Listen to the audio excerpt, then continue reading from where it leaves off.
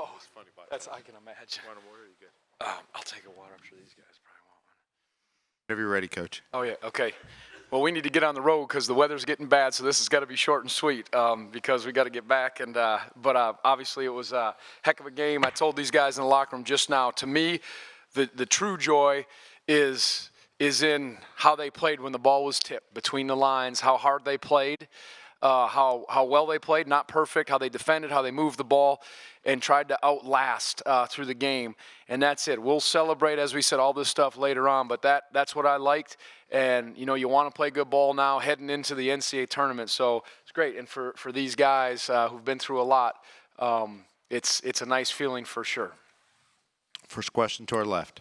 Akil, down here to your left, I guess. Can you just discuss the challenges of playing Jabari Parker man-to-man? What did you try to do, and how do you feel you played against him today? Yeah, he's going to be a good player. He's special.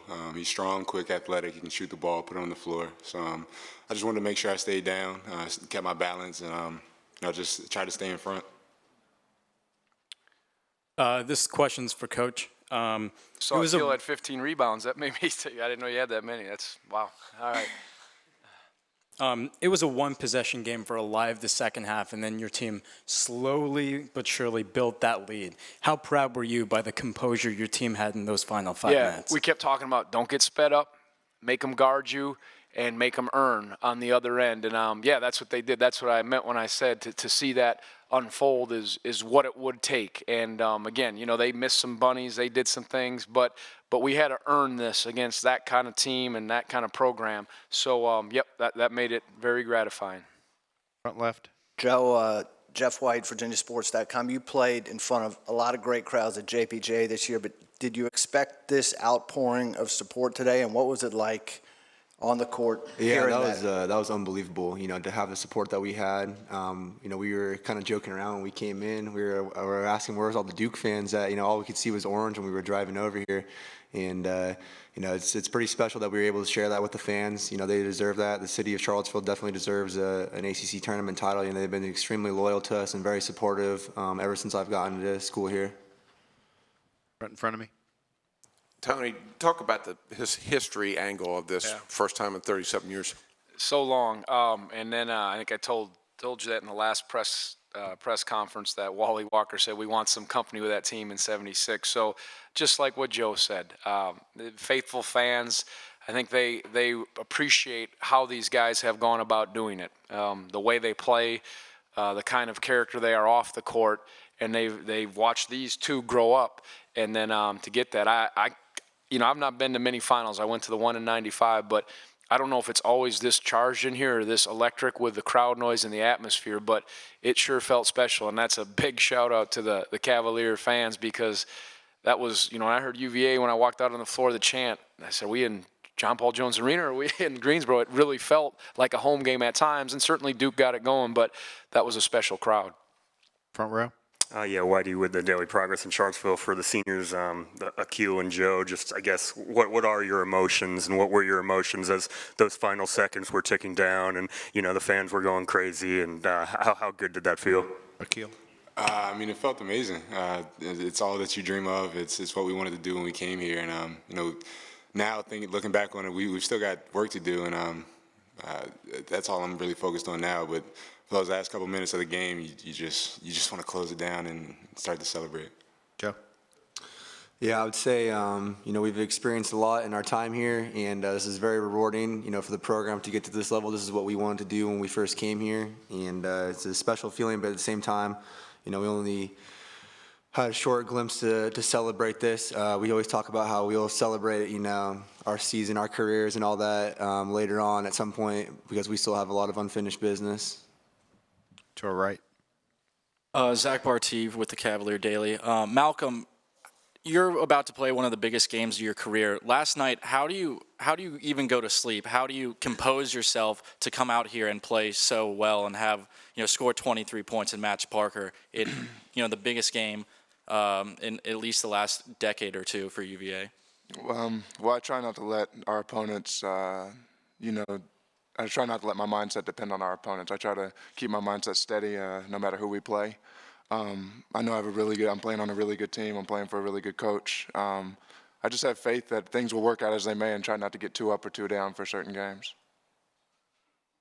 Coach, in the second half, there were a couple of points where Jabari almost took over the game, and you guys always had an answer specifically from Joe. What did you think about those stretches and how important some of the buckets Joe had were? Big-time players making big-time plays. You know, when Akil was out, and that's not a slap in the face to anybody else, but you could see he could get going, and they started running a little 4-to-5 ball screen or 5-to-4, and they took advantage of that. But, yeah, you have to answer in a game like this. You know, I'd love to say, well, we had this stuff diagram that we got the shots we needed. The players made the plays, and Joe, Malcolm, Akil, whether it's the rebounds, the plays, were significant. And, you know, just watching how hard Joe was moving off the ball, I saw it in the Florida State game yesterday. That was good to see. He's got to feel, as I said that to you guys before, when to step up, when to be assertive, and when to let it come, and I think that's a strength of his. Aisle in front of me. Coach David Glenn from the David Glenn Show on ACCSports.com. When you think of the things that you value in basketball, whether it was player, coach, has there ever been a group you've been associated with that reflect those things any better than this? Yeah, they're as good as it gets. We still got work to do, but I've been a part of a lot of good teams. I don't want to slight those. I saw that the year I was a volunteer manager for my dad's Final Four team. That was a special group, how they came together.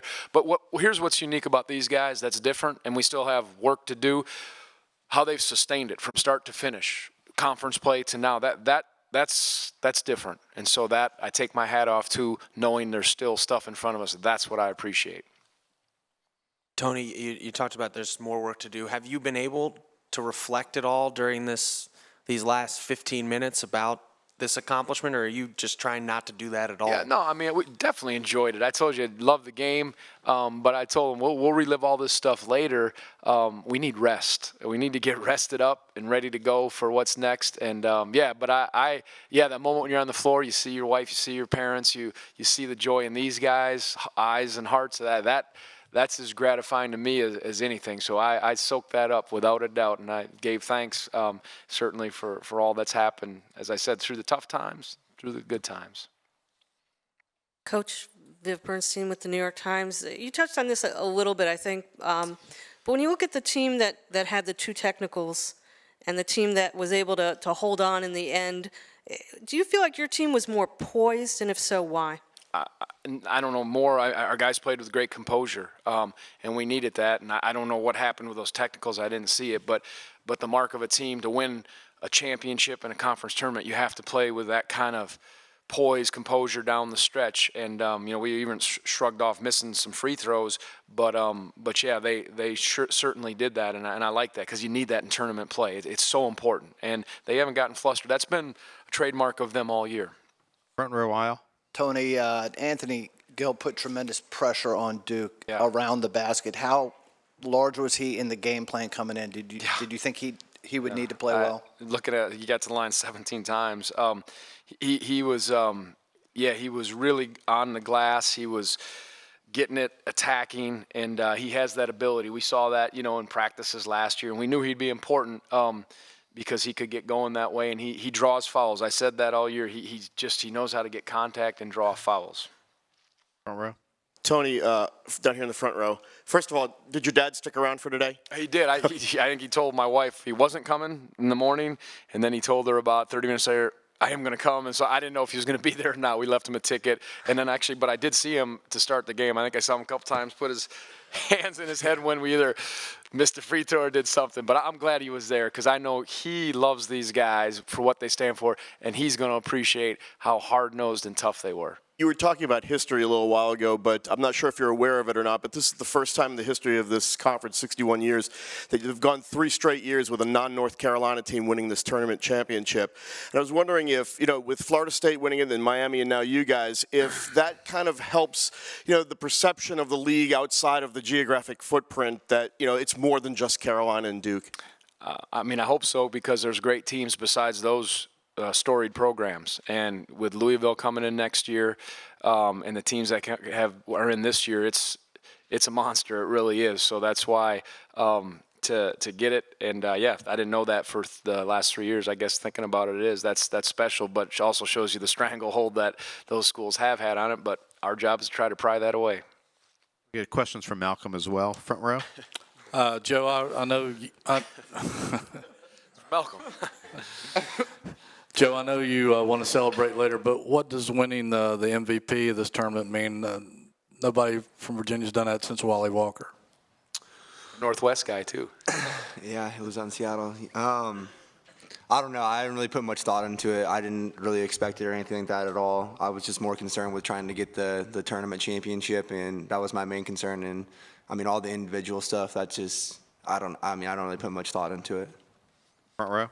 Akil, talk about the last time you went back in on Jabari, and I think Coach Bennett referred to it, that said that he'd been going off there for a while. Did you tell yourself you had to shut him down? I mean, there was no pressure on me to shut him down. I mean, my teammates, they knew that I was capable of the job, and they kept telling me to, just do my best and lock him up, and the kind of stuff that my team is supposed to do. I just went out there and gave him my best. He missed a couple of contested shots, and from there, I think I was just able to frustrate him. I'll kind of piggyback off that. Did you have a specific defensive game plan, you personally, for Jabari, or do you play the same kind of defense against, no matter who you're facing? I mean, it's got to be the same defense against everybody, but with a guy like that who's so aggressive and so skilled, you've got to be a little bit more on your toes. You've got to be a little bit more ready for the jump shot and the drive. And so I just tried to be in two different places at one time, and I don't know. I felt like my teammates had my back, and I just gave them my all.